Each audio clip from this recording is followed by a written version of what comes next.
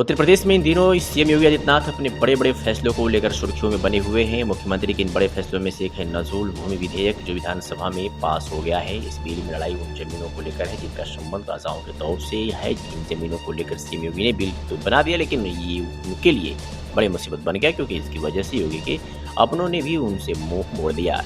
आगे जाने किन राजाओं से छीनी गई थी जमीनें और क्यों लाना पड़ा इनके बिल।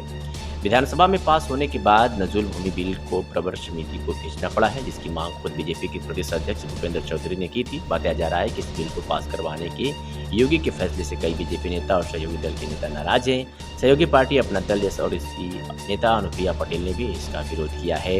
नजूल बिल के अंतर्गत आने वाली जमीनों का इतिहास भारत को आज़ादी मिलने से पहले का है।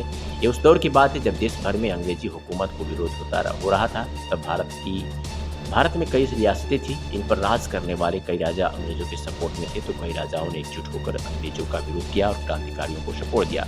जो राजा खिलाफ थे उनके साथ अंग्रेजों ने जंग की। इस जंग में हारने वाले राजाओं को जमीनें छीन ली गई, और जो आज नजूल लैंड के अंतर्गत आती है। 15 अगस्त 1947 को आज़ादी मिलने के बाद अंग्रेजों के कब्जे से जमीनें तो छूट गई, लेकिन कई राजा इन जमीनों के कागजात नहीं दिखा पाए। तो ये जमीनें सरकार ने इन्हें नजूल भूमि घोषित करके अपने कब्जे में ले लिया। अकेले यूपी में 25,000 हेक्टेयर नजूल जमीनें हैं। बात करें सीएम योगी के बिल, तो इसके लागू होने के बाद नजूल की जमीन फ्री होल्ड नहीं होगी। इसका नतीजा ये होगा कि नजूल जमीन पर मालिकाना हक के लिए चल रहे सारे कोर्ट केसेस रद्द हो जाएंगे।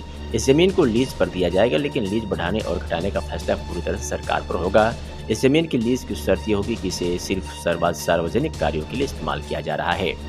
नजूल जमीनें राज्य सरकार के अंतर्गत आती है, लेकिन सीधे तौर पर सरकारों की संपत्ति भी नहीं मानी जाती है। इन जमीनों पर जनता के हित के लिए सार्वजनिक काम हो सकते हैं, जैसे लीज पर स्कूल, अस्पताल, पंचायत भवन और डिस्पेंसरी बनवाई जा सकती है।